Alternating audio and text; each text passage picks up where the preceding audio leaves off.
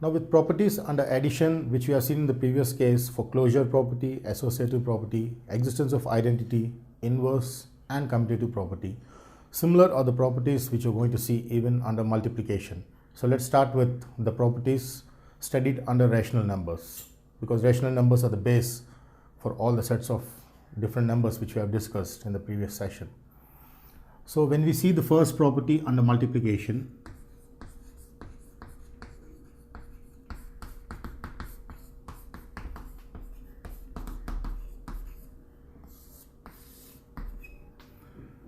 the first property is closure property.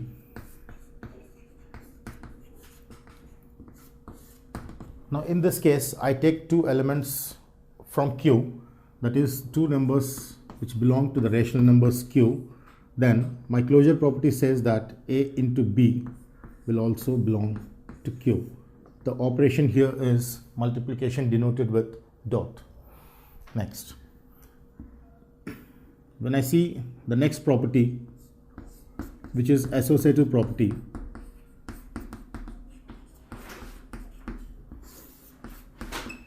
we know that associative property requires three basic elements. So let me take the three elements to be A, B, C belonging to Q. Now just whatever property we have discussed in addition, the same property holds here, but instead of plus, replaced with into or multiplication. So the property goes as A into B into C would be equal to A into B into C, which is associative property for three different elements belonging to Q. Next, and the third property which we have discussed is existence of identity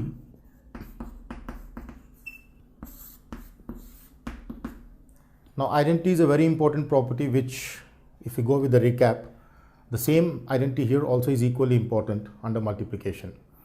So when we understand the multiplicative identity, I just understand that if I take an element A belonging to Q, then whatever I multiply here must give back A. This is how the identity property is understood. So what should I multiply inside the bracket to get back A? Is what defines identity property. As we all know that A multiplied with 1 would definitely give me A. Therefore, in this case of multiplication, 1 is said to be the multiplicative identity or the identity under multiplication, which is nothing but 1 times of A. This is how the existence of identity is understood under multiplication in Q. Next comes existence of inverse.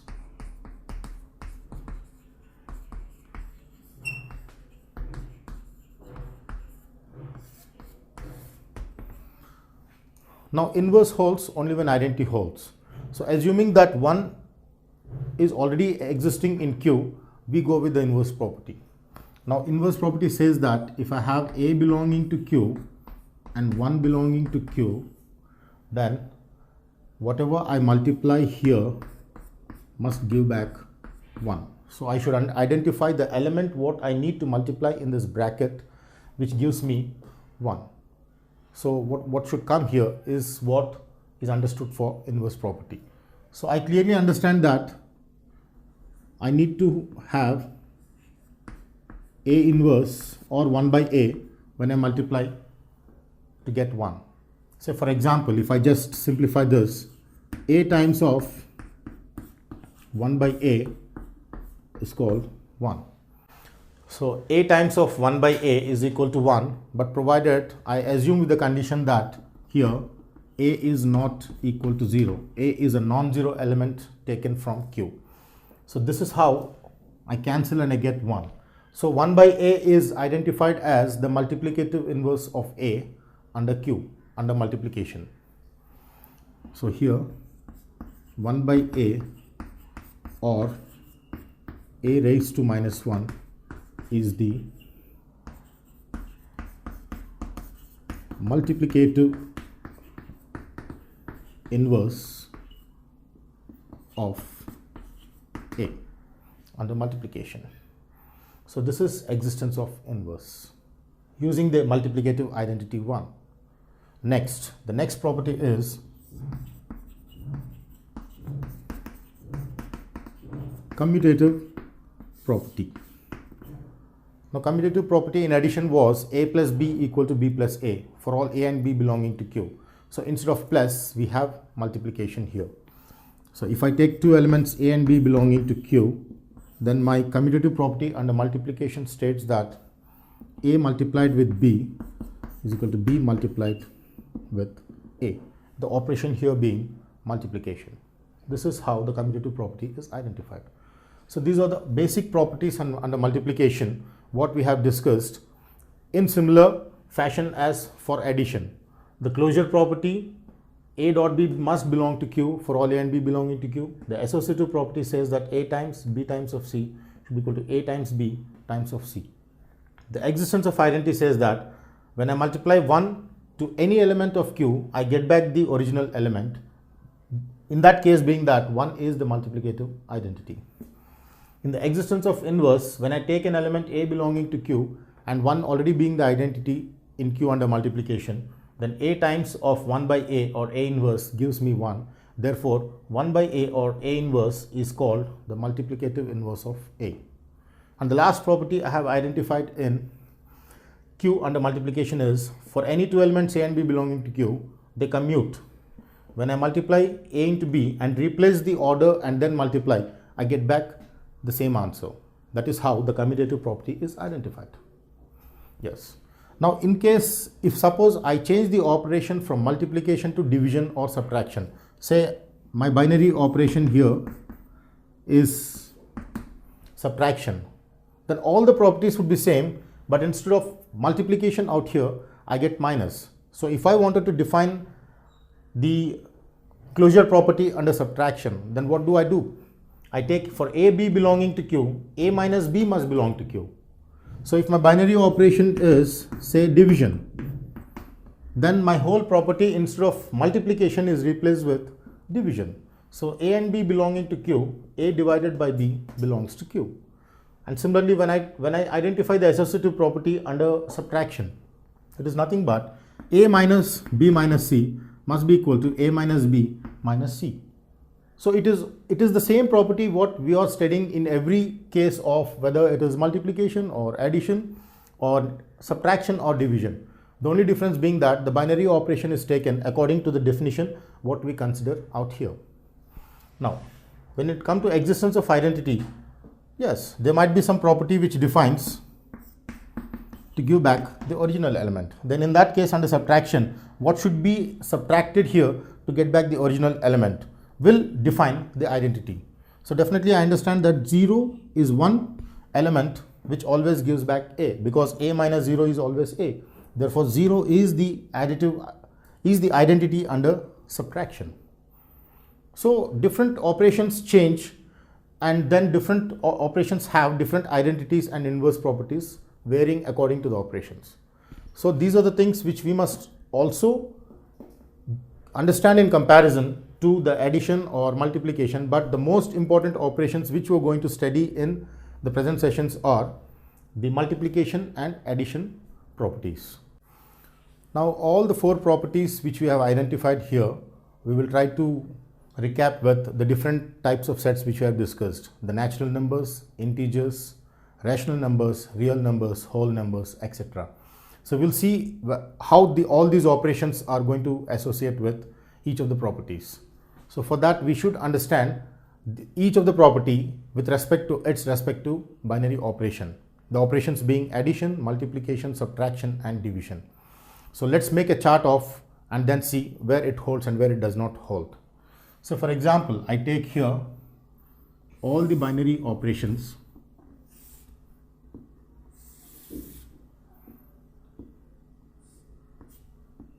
minus, or I take the multiplication, subtraction and division, the four operations here, and then I take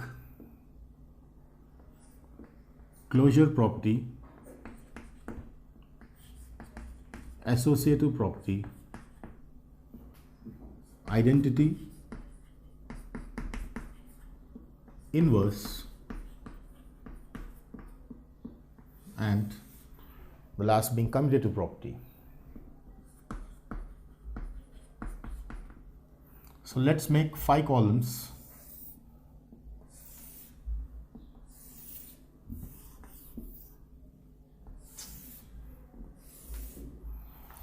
And study each of the binary operations with respect to this. And the basic sets which I'm going to consider here is the natural numbers, whole numbers, integers, rational numbers, and real numbers.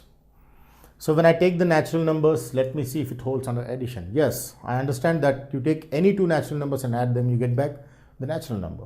So it holds, natural number holds. So when I write here n, that means it holds for closure property under addition.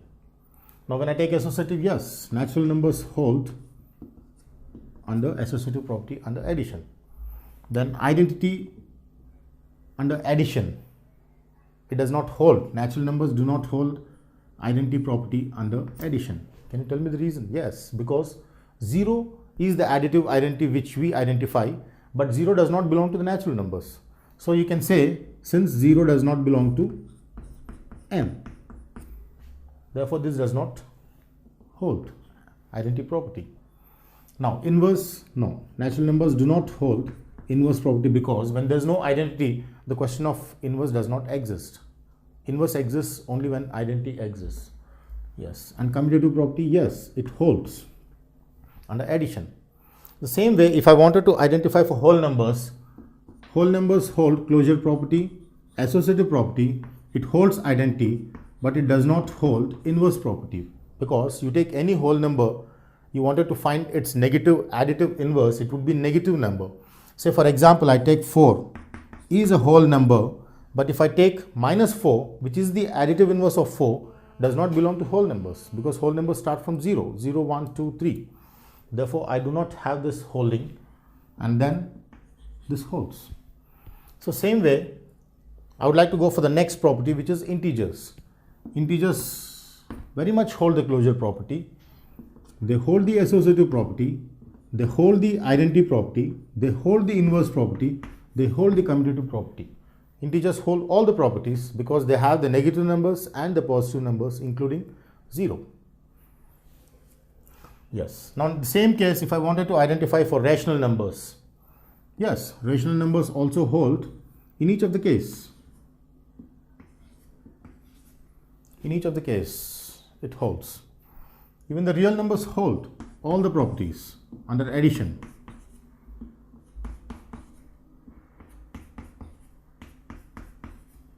So this is how I identify all the different sets holding all the different properties under addition. Then the same way, if I wanted to identify the similar properties under the respective sets for multiplication, we carefully study each of the sets under multiplication, taking into consideration each of the elements of each of the sets as defined respectively in their own means. Now in multiplication, yes, natural numbers hold the closure property under multiplication.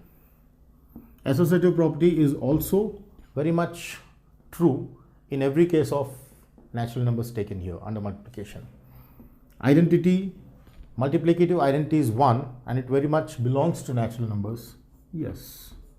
But inverse property does not hold in natural numbers because every element A belonging to natural numbers, the multiplicative inverse is defined as 1 by A, which becomes a reciprocal. Say for example, I take 3 belonging to natural numbers, its respective multiplicative inverse would be 1 by 3, which does not belong to n.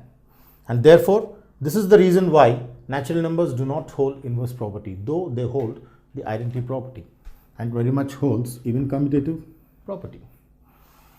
Next, what about the whole numbers? Yes, whole numbers hold the closure property, associative property, existence of identity, inverse does not hold, with the same reason being for as we have discussed in the natural numbers. So it does not hold here. Commutative property, yes. If I take integers, integers hold the closure property because you take any 2 elements and multiply them, you will get back an integer. Same is the case for associative property, identity, Yes, because 1 belongs to Z, and inverse, no. The reason being for these two cases is a similar case even for Z. You cannot have a multiplicative inverse of 3 as 1 by 3 in Z, because Z has all non-fractional values. Commutative property very much holds in multiplication. When I take Q, yes, rational numbers hold closure property, associative property, identity, and no inverse. It holds commutative, but in this case, rational numbers do not hold inverse property only because of one particular element where the case fails. That is an exceptional case which makes rational numbers do not hold inverse property. If suppose I take 0 belonging to Q, 0 is a rational number. It is part of rational numbers. But if I want to find multiplicative inverse of 0, what is multiplicative inverse of 0? It is 1 by 0. So 1 by 0 does not belong to Q. It is an undefined value. It is an undefined indeterminate. It's an infinity. Therefore, in this case, 0 does not have multiplicative inverse, which fails. Next, similar is the case with real numbers.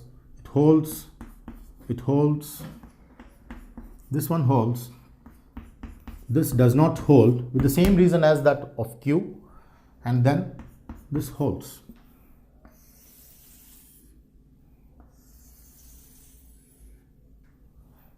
Now, multiplication and division are the properties which we practice in the same manner as that for multiplication and addition. The subtraction and division also equally have the same way of following, whether they follow the closure property or associative, identity, inverse, or commutative based on the respective sets N, W, Z, Q, and R. So this is how we understand, but out of this, the most important operations which we are going to discuss in the syllabus are the addition and multiplication. So the existence of all the 5 properties with respect to addition and multiplication are understood with this particular table, which makes us understand which set is holding the particular property and which set is not holding the property, including the reasons. Giving the reason for why it is holding and why it is not holding is very important than understanding just by whether it is holding or not holding.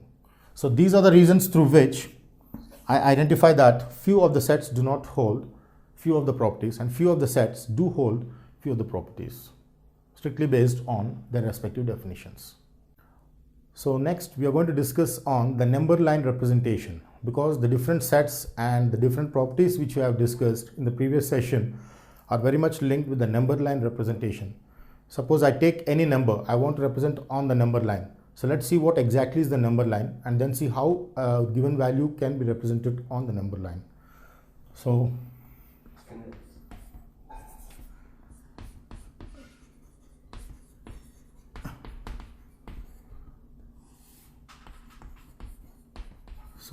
it is number line representation which is very important, and hence we will see how the number line representation is done for certain values. Say for example, I have 3 belonging to integers and I want to represent this on the number line. So firstly, we know that the integers are the numbers which start from negative side, so on and so forth. I know that the integers is starting from the negative side 0, 1, 2, 3 and so on and so forth till infinity. So firstly, I'll represent all these values of Z on the number line and then identify the particular value 3 on the number line, and that is how the representation is done. Say for example, I take the number line always horizontally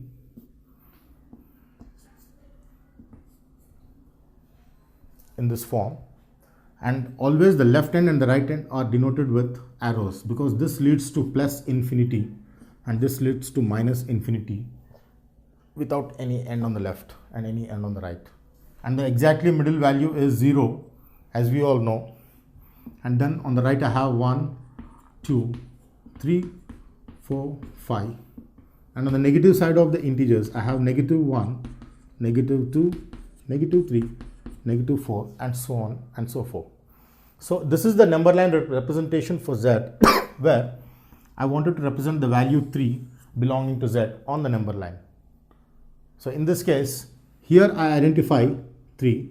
So this is where I just circle up. So when I circle this, it is identified that this value is lying at this particular point on the number line. Say I wanted to represent minus 3, or not minus 3, let me take another value, say minus 4 belonging to Z on the number line. So thus this, I identify this here where I darken. Say I wanted to identify 0.5, which is a rational number, because 0.5 is nothing but 1 by 2, which is in the form of p by q, with p and q being integers and q not equal to 0. So 0.5 lies always between 1 and 2, between 0 and 1, sorry. So in this case, I identify exactly in between of 0 and 1 where 0.5 lies. So this is where 0.5 lies. So in this way, I can identify any value belonging to the real numbers on the number line, and that is what is called the number line representation. And it is very important because sometimes we need to know in which region or which part of the region the particular value lies, in between what different values of the range. So in this case, I identify that 0.5 lies between 0 and 1 exactly in the middle. In this case, I identify that minus 4 lies on the negative side of 0, where here somewhere, and 3 is identified here. So like that, respectively, we can identify any different number of values using the number line representation. Now, representing the values on the number line is a very easy task, but when it comes to rational numbers, there's extra attention and proper care taken when we consider rational numbers on the number line. So for example, I wanted to represent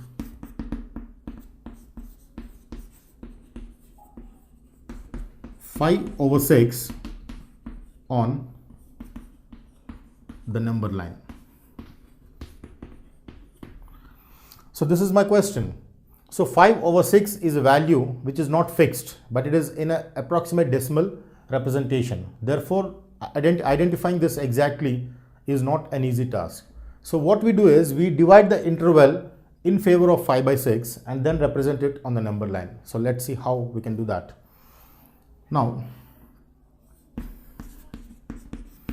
I identify that 5/6 is a value which is less than 1, because numerator is less than denominator. So 5/6 will always be a value less than 1, and it will always be greater than 0. So 5/6 is a value which lies between 0 and 1.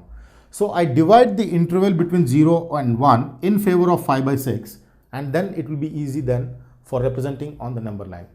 Now for example, let's see how. So 5/6 we have identified is a value between 0 and 1. Therefore, I divide the number line in such a way. I start with 0. Of course, on the left side I have all negative values. Then next is 1/6. Next is 2/6, 3/6, 4/6, 5/6, and 6/6, which is nothing but 1. So the values which lie between 0 and 1 are equally divided in the form of fractions of 1/6. 1/6, 2/6, 3/6, 4/6, 5/6, and 6/6. So in this case, we can easily identify 5/6 to lie somewhere here. So this is where the 5/6, which is a rational number, lies between 0 and 1. So different rational numbers will have different properties, which we are going to divide accordingly with suitable intervals depending on the value what is given in the problem. Now because it's 5/6, I've taken between 0 and 1 as 1/6, 2/6, 3/6, 4/6, 5/6, and 6/6. If same way, if I had 7/6, then what do? If I have say 2/7, this is a value less than 1. So in this case, I divide the interval as 0, 1/7, 2/7, 3/7, 6/7, and 7/7. And there the value is identified to be here. So this is how the number line representation is done, favoring the rational number. So it is very important to take care of what fractions you are considering between 0 and 1 when you take a value, say particularly 5 by 6 or 2 by 7. So in this case, let me take a value, a rational number which is greater than 1, and see how it can be represented on the number line. Say I have 5 by 4 greater than 1. So this can be taken in the mixed fraction form as 1 by 4. When taken in the mixed fraction form gives me 1 over 4, which indirectly can be written as 1 plus 1 over 4. So this is how indirectly I represent on the number line, thus 5 by 4 being represented on the number line. So in this case, let me take a horizontal line where this is 0. This is a value which lies between 1 and 2. So let me start with 1, and the next value being 1 plus 1 by 4, and the next being 1 plus 2 by 4, and the next being consecutively 1 plus 3 by 4, and 1 plus 4 by 4, which is the next integer 2. So the value which lies between 1 and 2 is divided into subintervals as 1 by 4, 2 by 4, 3 by 4, and 4 by 4. Now in this case, 1 plus 1 by 4 or 5 by 4 is identified here at this point. So this is how indirectly I represent 5 by 4 on the number line. So this is how it is subdivided equally. Now let's see another example where how a negative number can be represented on the number line, a negative rational number. So when I understand a negative rational number, it is understood on the left of 0. When I understand the positive rational number, it is something which you represent on the right of 0. So therefore, when we proceed for negative, we start from left of 0, and when we do for positive rational numbers representing on the number line, we start from right of the 0. So, but all the properties being the same. Now when I take minus 3 over 4, which I wanted to represent on the number line, I clearly identify that it is a negative sign which I bring out, but it is 3 by 4, which is nothing but inside the brackets. So let's see how this can be represented on the number line. I take 0 here because I want all the values on the left of 0 being with a negative number. So in this case, minus 1 by 4, minus 2 over 4, minus 3 over 4, minus 4 over 4, which is minus 1. So this is a value which lies between minus 1 and 0, the least being minus 1 and the highest being 0. So it is in this range of minus 1 and 0 where negative 3 over 5 over 4 lies on the number line.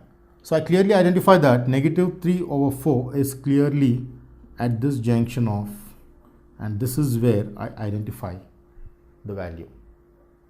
So we find that the difference here is, for positive value we go on the right of 0, here we go on the left of 0. So let's see the last case where how I can represent a value which is greater than 1. I mean a value after the sign being greater than 1. So let me take negative 5 over 4, where the numerator is less than denominator. Here a numerator is greater than the denominator.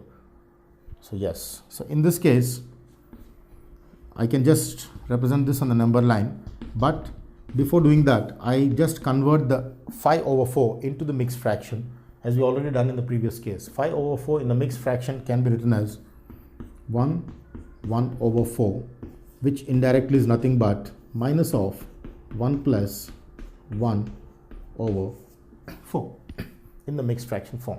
So this is the value which indirectly represent on the number line, with the only difference being that the values go on the left of 0 in this case. Here they go on the right of 0.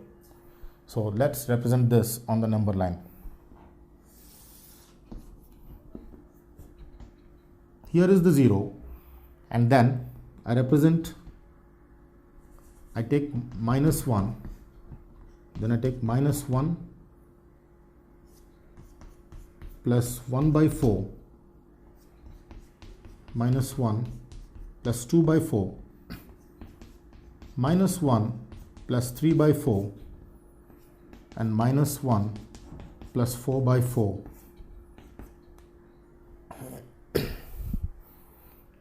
So this inside the bracket. which is nothing but minus 2. So this value lies between minus 1 and minus 2, where I clearly identify that minus of 1 plus 1 by 4 lies somewhere here. So indirectly negative 5 over 4 lies in this region. So this is where I identify the value negative 5 over 4. Now, with all the properties which I have identified in the number line, one learning outcome, what comes more importantly here is that there are infinite rational numbers between any two rational numbers, or there are infinite real numbers between any two real numbers. So I identify that. It's a very important note. There exist infinite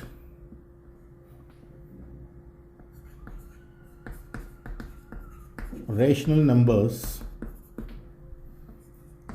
between any two rational numbers.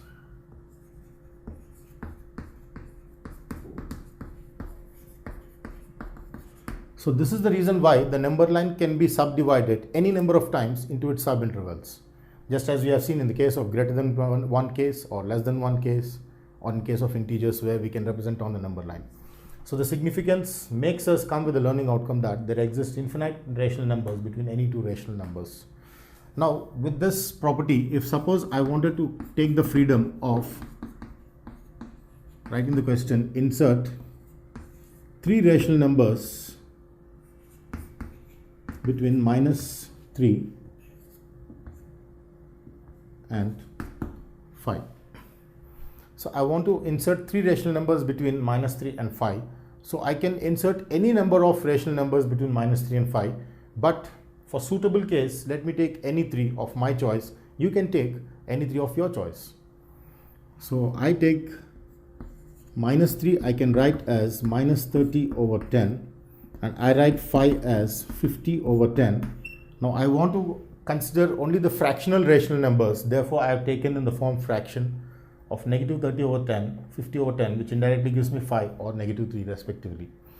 So when I wanted to identify three rational numbers between negative 30 over 10 and 50 over 10, I have so many of them, but for my suitable case, can I take minus 27 over 10? Can I take 12 over 10? Can I take 48 over 10 as the three rational numbers between minus 30 over 10 and 50 over 10, indirectly being between negative 3 and 5. So these are the three rational numbers which I identify between minus 3 and 5. So similar is the case where you can identify any number of depending on the problem. So I wanted to identify two rational numbers between 3 by 6 and 4 by 6. So therefore what I do is I write 3 by 6 as 30 by 60 and 4 over 6 as 40 by 60, thus identifying any two suitable rational numbers between these two. So taking on the number line, I have 30 by 60, which is nothing but indirectly 3 over 6, and I have 40 over 60, which is indirectly 4 over 6, and I want two rational numbers between these two. So I can have the freedom of taking 35 over 60 and 38 over 60 as the two rational numbers between 3 over 6 and 4 over 6. So like this, you can multiply taking any number of rational numbers. If I have the question as take 7 rational numbers, you can choose between 30 and 40 as 31, 32, 33, 35, all over 60s. So this is how I identify the rational numbers within the rational numbers on the number line. Yes, so this is one important concept in number line representation. Even when you take real numbers, similar is the case.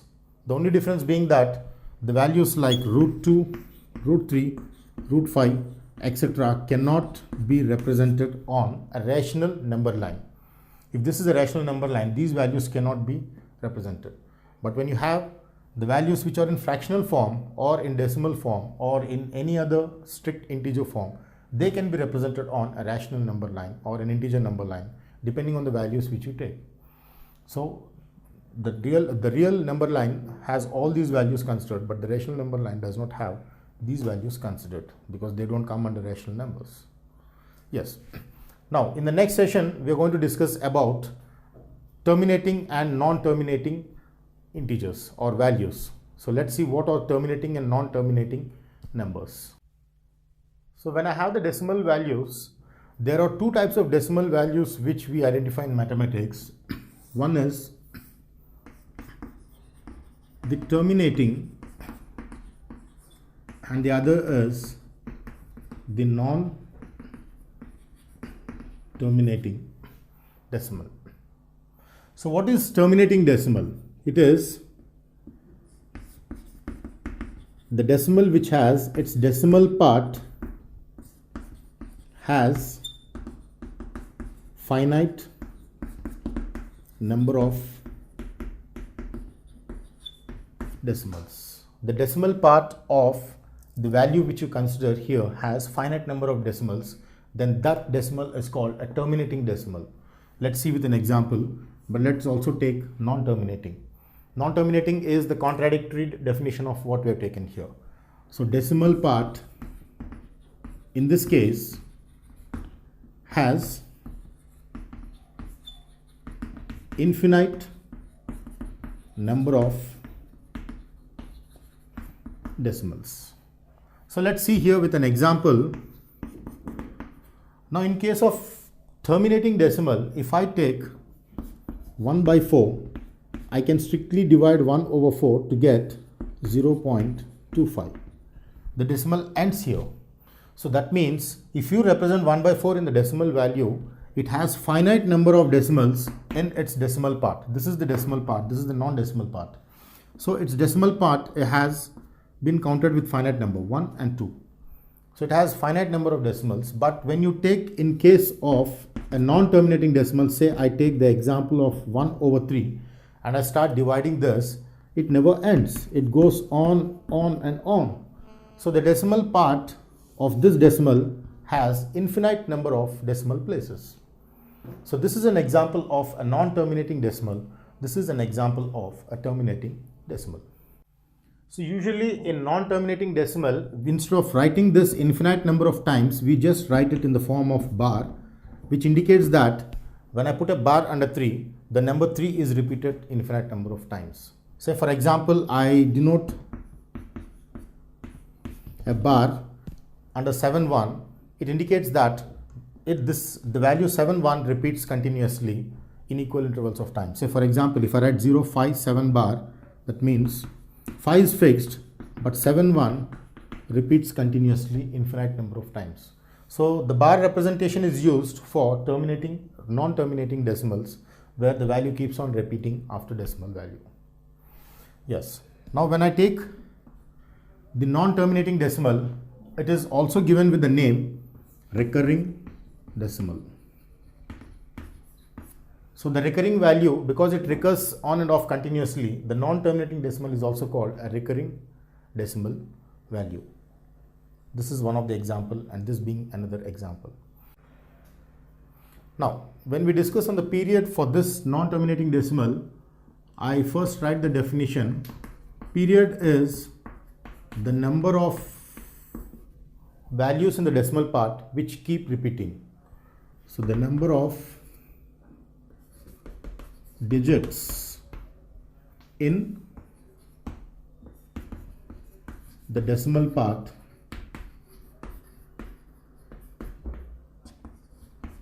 which keep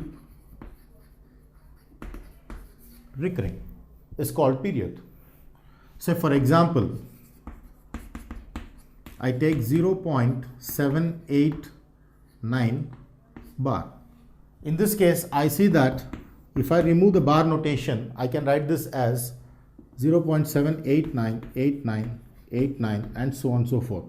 So I see that these two digits are repeating every time in the next infinite cases. So therefore, because the number of digits are 2 here, the period of this given problem is said to be 2.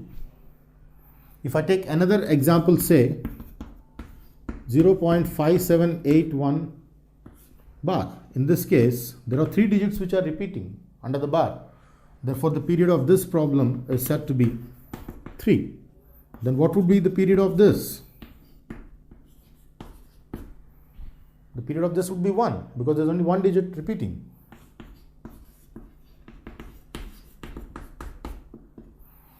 So in this case, different problems which non-terminate have different periods. Now this is a session where we are going to convert a non-terminating decimal into a rational form. Every non-terminating decimal is said to be converted into rational form by using certain mathematical properties. Now say for example, the heading here is converting non-terminating decimal into rational form. As we already seen that rational form is the expression of a number in the form p by q, where p and q are integers with q not equal to 0. I can represent every non-terminating decimal into rational form. Let's see how we can do that. Say for example, I have a value which I want to convert into rational form, that is p by q form. So this non-terminating or recurring decimal, I can write this as 0.555, as we all know that. That is how the bar notation comes into existence. Now here, let me take the value x as 0.5 bar. So which is nothing but indirectly x is 0.55 till infinite times. So if I take the value of x as 0.5 bar, indirectly x is 0.555 taken infinite number of times. Now what I'm going to do is I'm going to multiply 10 on both sides. Then this would be reduced to jump of decimal from here to here, so that I get 5.555 till infinity, which is 10x. Now here my original x is 0.555 till infinity.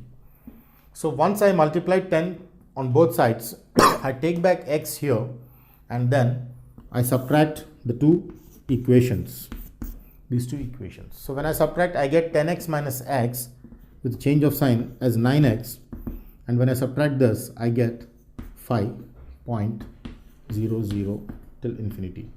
So that this gets reduced further to 9x equal to 5. Therefore, x being equal to 5 over 9. So indirectly my x, which is 0.5 bar, can be written as 5 over 9, and this is how I understand the difference between terminating decimal and a rational number. So 0.5 bar is said to be approximately equal to 5 over 9. Now here, one thing which we need to take care of, and it's very important here, is that why am I multiplying the both equations with only 10? This is not the case in every problem. In this case, because the bar is only for one digit, I multiply 10 on both sides. If the bar is for 2 digits, I multiply 100 on both sides. If the bar is for 3 digits, I multiply 1000 on both sides. The number of zeros would depend on the number of values under the bar. This is very important, and this can be overcome by taking one more problem in discussion. Say for example, if I take a problem 0.78 bar and I wanted to convert this into rational form. Now because there are two numbers under the bar, I multiply x with 100 on both sides. So let's see in detail how we can do that. Now in this case, I further simplify this to be, and so on and so forth. So 7, 8 repeats continuously till infinite times. Now as with the rule says, there are two digits on the bar, I multiply 100 on both sides. So I get this to be in this form. Whereas indirectly this turns into 78.7878, so on and so forth, because this decimal jumps 2 units to the right. Next. my original x is 0.7878 and so forth.